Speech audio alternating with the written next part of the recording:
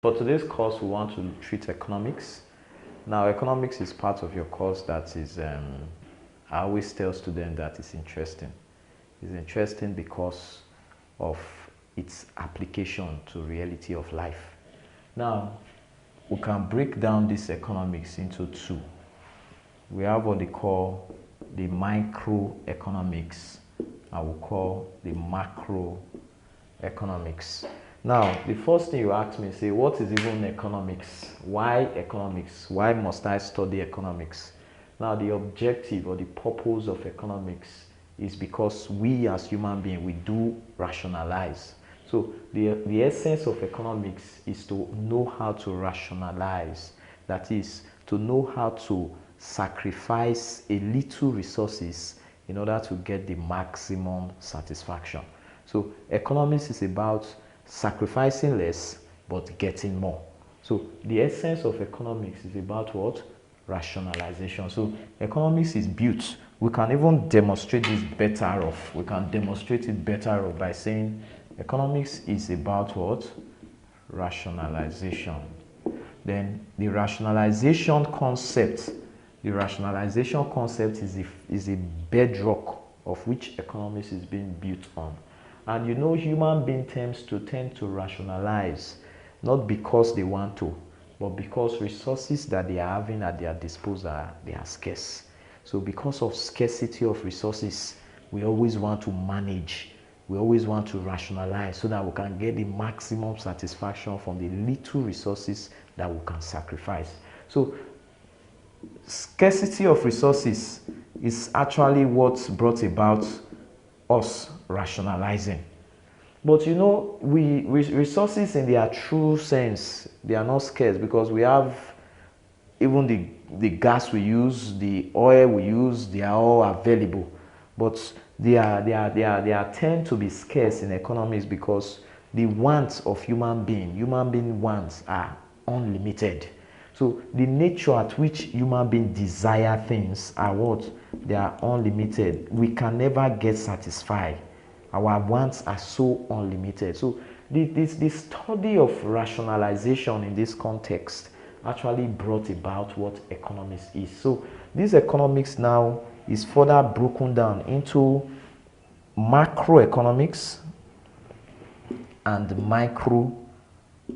microeconomics and macroeconomics.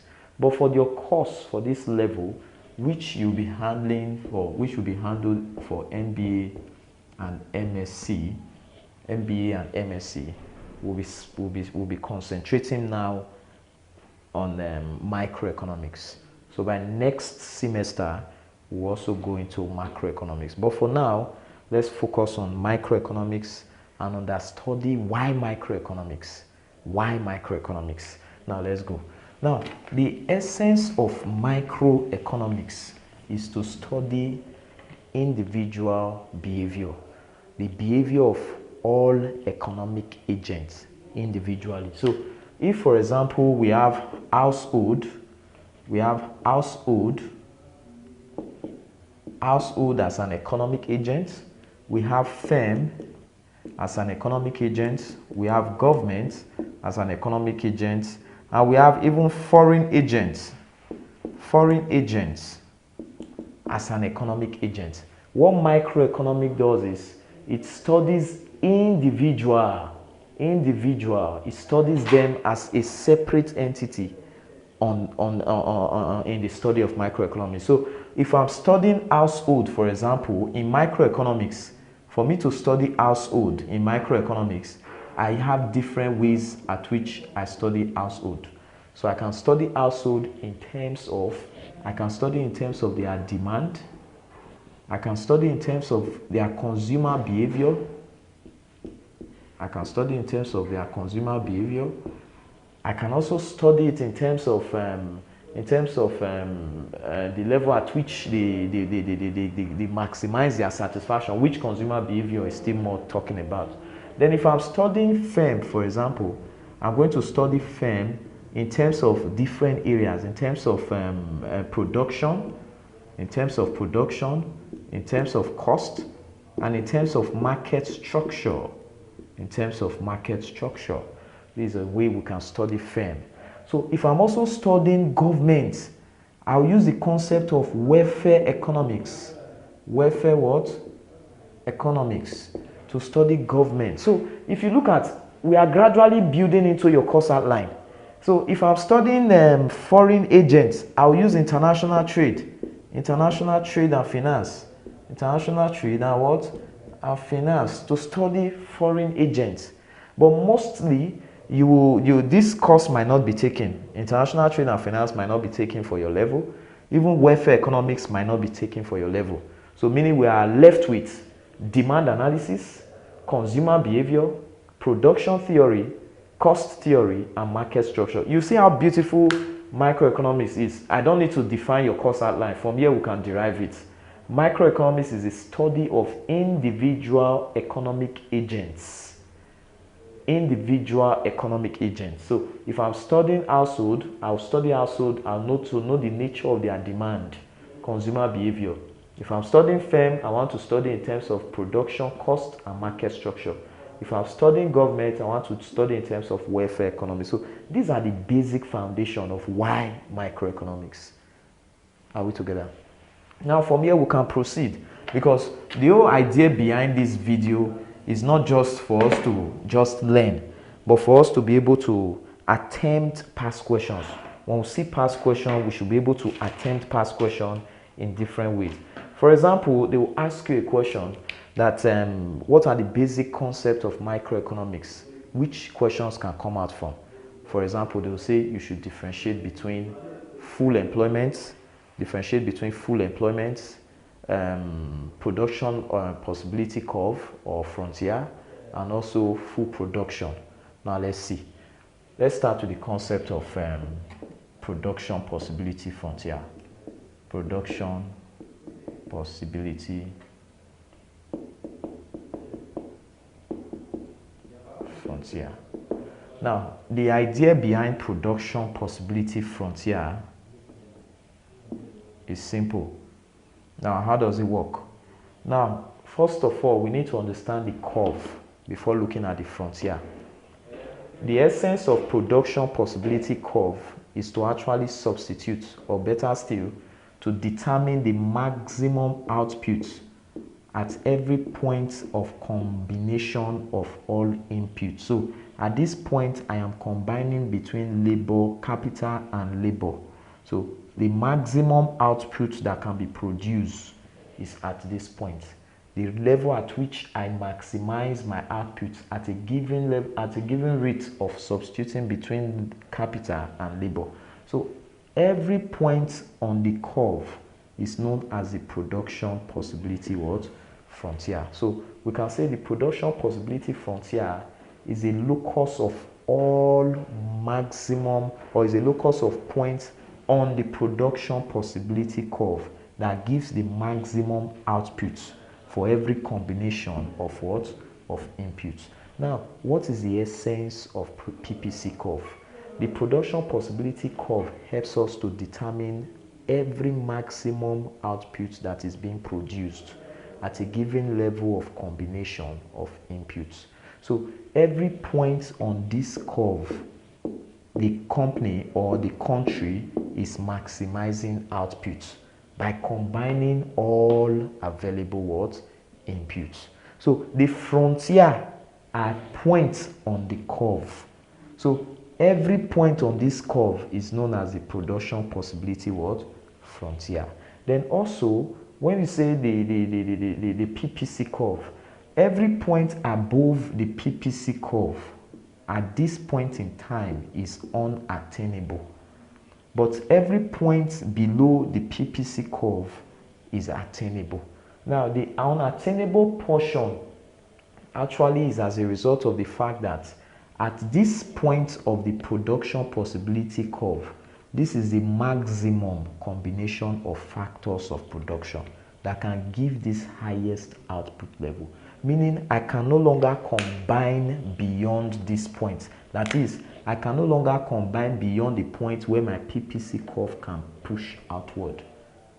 So the only way my PPC curve can push beyond this point is advancement in technology. improvement in education, growth of dynamics of the use of resources, human capital development, and several other factors that can shift or make the PPC curve push outward. So for those that want to quickly take a note, you can just take a short note on how I actually differentiate or how I actually explain the PPC curve. You can write, you see, the PPC curve or the production possibility frontier is a point on the PPC curve. That is a point on the production possibility curve that shows the maximum output as a result of the combination of inputs in the country. I repeat, the point on the production possibility curve, what I'm trying to define is the production possibility frontier. It is a point on the production possibility curve that shows the maximum output as a result of the combination of inputs in the country. That is the PPC curve. Now, we can now move from here to the production, full production. When we say full production, please, the essence of this course, again, like I repeat, is for you to be able to solve your past questions. So you don't need to start looking or sourcing for how solutions will be coming. You just pick up or view the video and start solving your past questions on your own. Now look at full production. When we say full production, this is the use of resources in their maximum potential, and this is the use of resources in their maximum potential and falls on the production possibility frontier. Now, what's the long and short of what I wrote there is simple.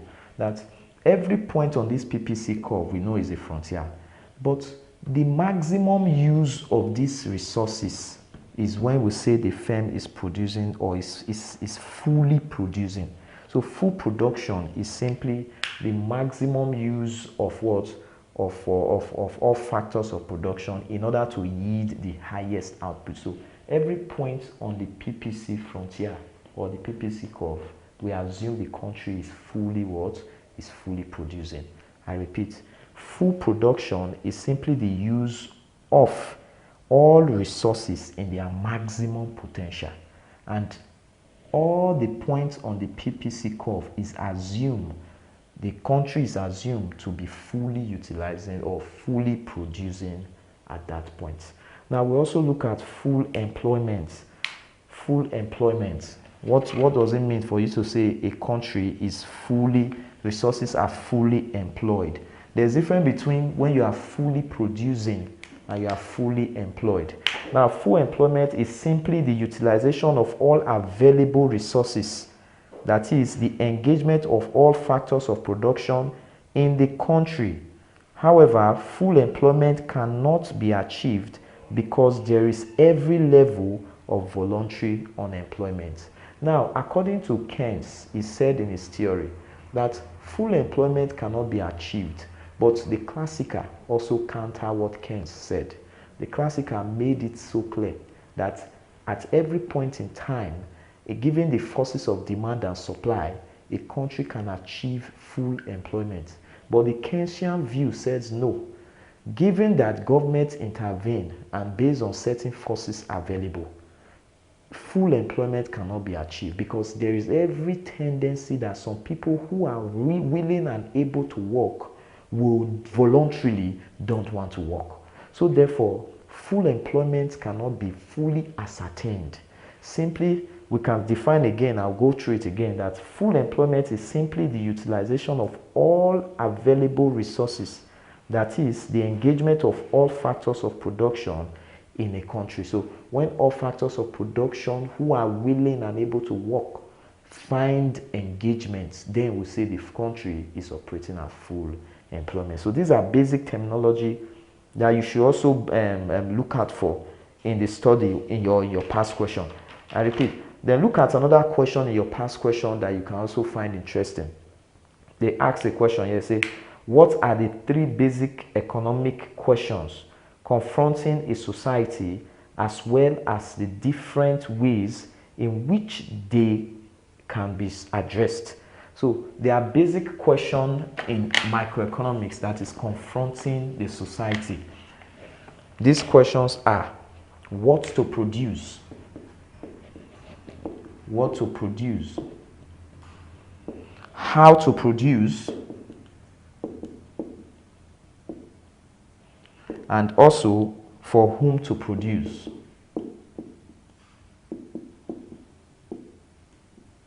Now, these are basic three questions that most time confronts the society that we live. Now, when you say, I'll give a quick explanation, then we'll just take a short note on them. Now, when you say what to produce, in this case, you are trying to determine the resources that you can produce to satisfy a taste. So you already have a market that, okay, there is a need in this market that you've identified.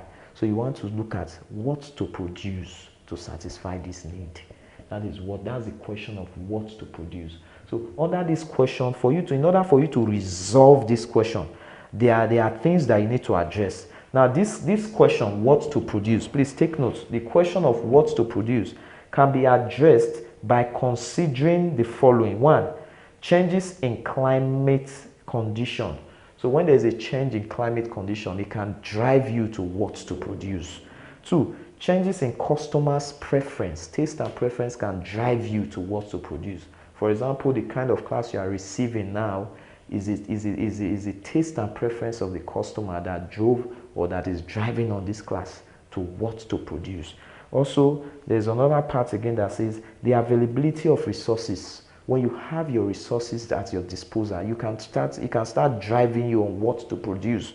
Also, favorable government policy or incentive can drive you to what to produce. So, in summary, 3 major factors or 4 major factors can be considered when trying to answer the question of what to produce. 1, we consider the change in climate. 2, we consider the changes in taste, in consumer taste or preference. 3, we consider availability of resources. And 4, we consider the favorable government policies or incentives. Now we'll move over to the next part, which is how to produce. Now the how is about what are the machineries, what are the technical know-how, what are the skills that I'm supposed to deploy in order to actually produce what I already have identified. So in the question of how to produce, there are various things or factors you have to put into consideration, or ways in which you have to address this question of how to produce. One of these ways is the availability of technology. So when you know that there is technology in this particular thing that you want to produce, which you've identified here, you can start producing. These are the mechanisms at which production can take place. Then 2, technical know-how. That is, you have the expertise, those people that are skilled in order to produce. You need to address that issue of who are the technical know-how that can help you man your business or man the machineries. 3, the scale of production. So another key thing that you must consider when you are answering the question of how to produce, you have to look at the scale of production. Am I to run on a large scale production? Am I to run on a small scale production? Are we together? Then again, you consider the competitive process of production. Your production process must have to be competitive. You must produce in a competitive manner in order to be or to become the market leader. Again, we look at the last part of it, which is for whom to produce. In order to address this issue of for whom to produce, we need to consider the culture of consumption. That is, you cannot produce beer or stout or alcoholic drink in states like Borno. You get, all these are states that they are against alcohol. So for whom to produce, the market, the people I want to satisfy, who are these kind of people? What are the nature of the kind of people I want to satisfy? For whom to produce? So I'll look at their culture. I'll look at the level of wage or salary. Am I producing for people staying in this kind of area?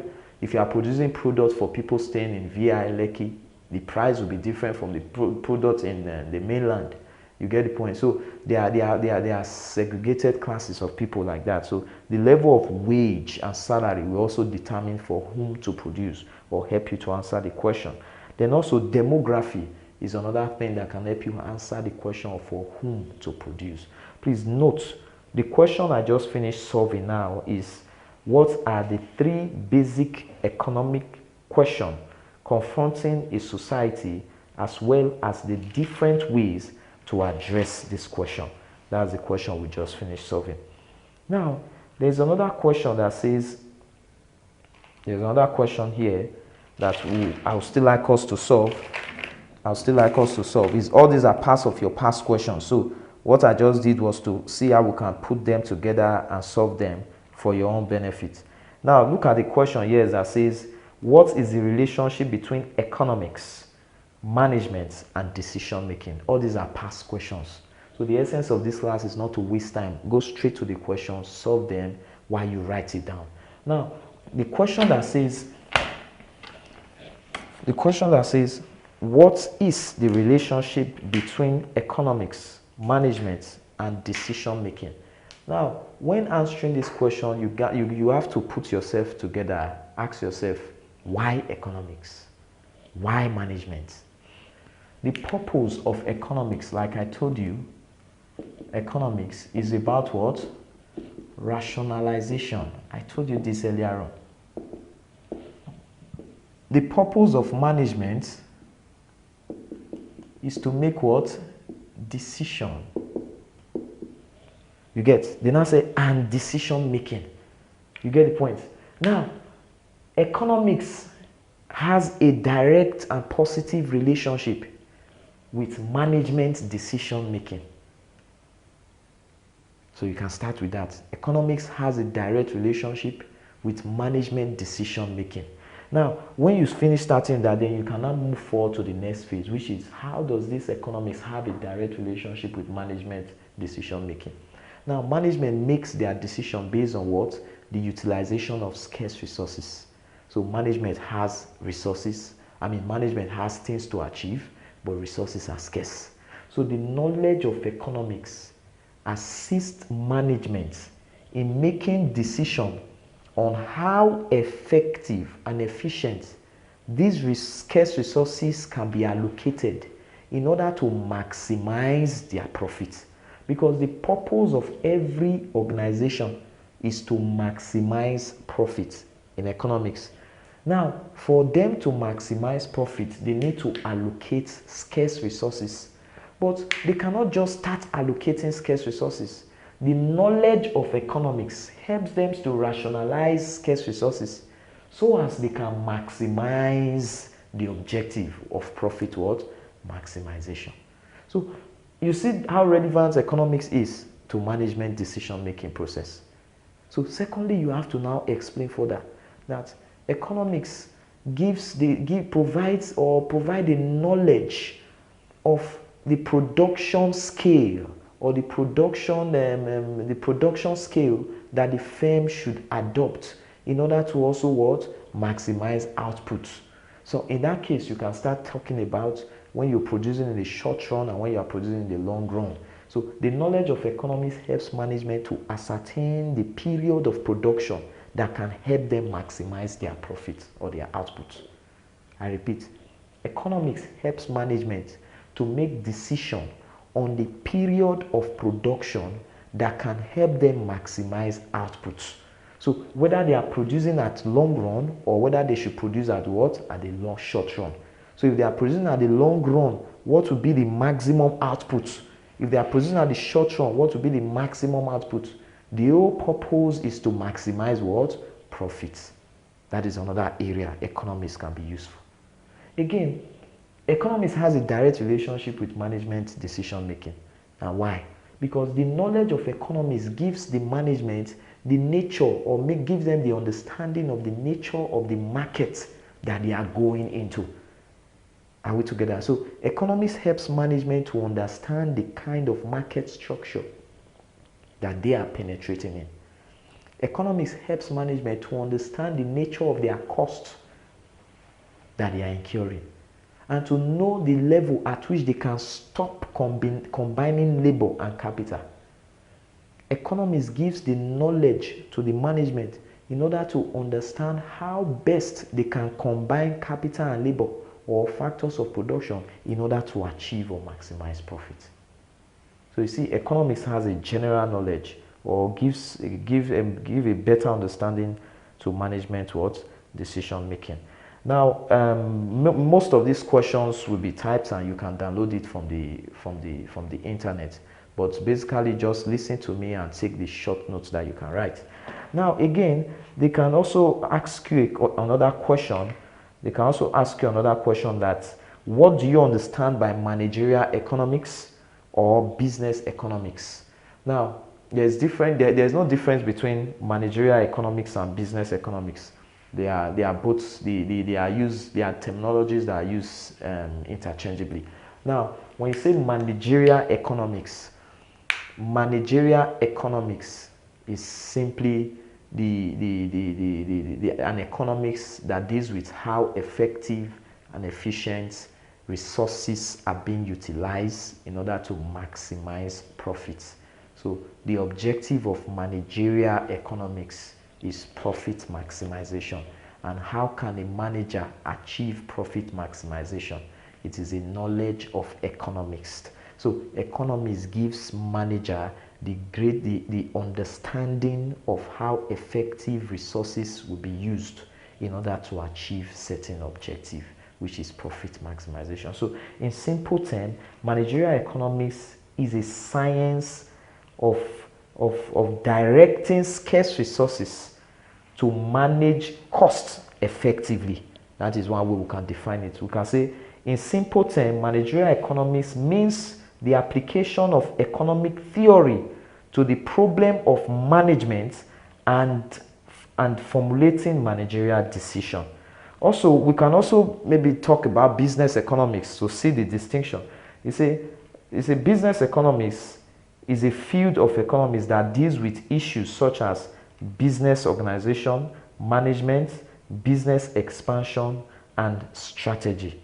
It is a field of applied economics which uses economics theory and quantitative method to analyze business enterprise and the factors contributing to the diversity of organizational structure and the relationship of firms with labor, capital, and products marketing. Now, the whole idea here, what I just read now, is we are still looking at the same thing. The business economics gives the framework for directing resources, which is labor, capital, and every other resources.